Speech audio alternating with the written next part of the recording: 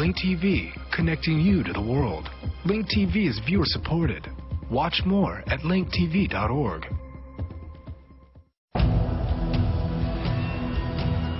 Two countries, two disasters, two levels of accountability. Bhopal and BP. Next on Global Pulse. How media worldwide are covering the oil spill and the Bhopal anniversary. An American coming to terms with the BP oil spill may not realize how lucky the U.S. is to be so rich and powerful. It is the 25th anniversary of the toxic gas explosion in Bhopal, India, as reported by Al Jazeera, TV5, and the BBC. December the 3rd, 1984, in Bhopal, India. Methyl isocyanate was leaking from the Union Carbide factory, an American-owned pesticides plant. The city was about to become the site of the world's worst industrial disaster.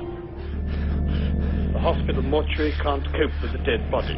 Many are lined up outside waiting. The death toll from the gas tragedy of Bhopal in the central state of Madhya Pradesh continues to rise relentlessly.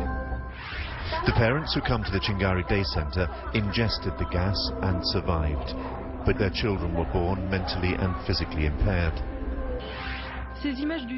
Chemicals have been leaking for 25 years, contaminating the water and the ground. In this slum next to the factory, the inhabitants poison themselves slowly. A rusting and forlorn symbol of what big companies from the rich world can get away with when they do business among the world's poor.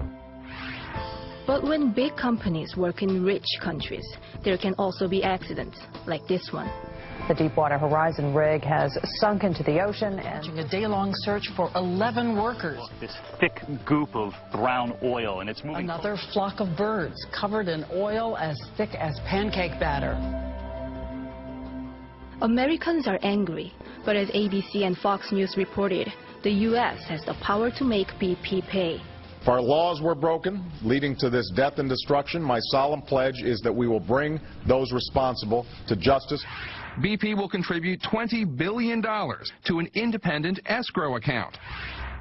$20 billion so far. A hotline for oiled birds.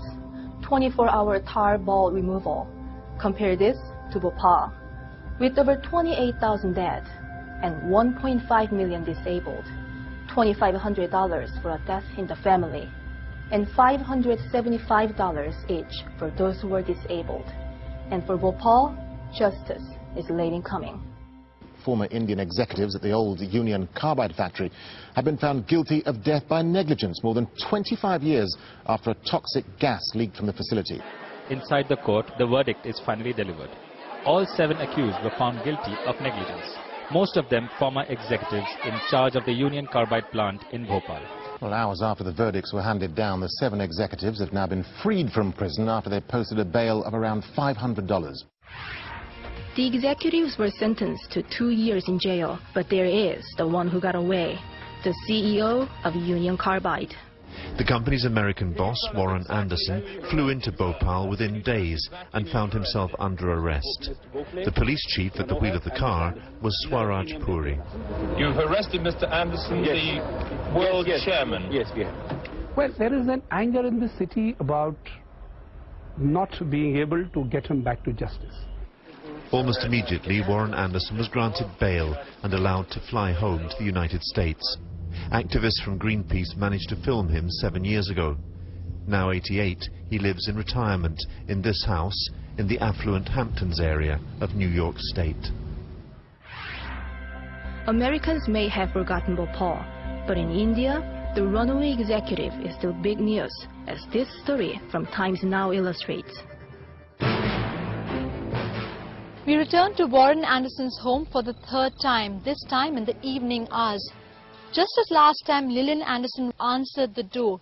She didn't give us much of a chance to speak, saying that she had told us earlier that Warren was unwell and that we should stay off her property. Times Now will continue to track the Andersons till we get our answers. Is executive accountability any different in a rich country than a poor one? Go to linktv.org/globalpulse and tell us what you think. For Global Pulse, I'm Kaya Lee.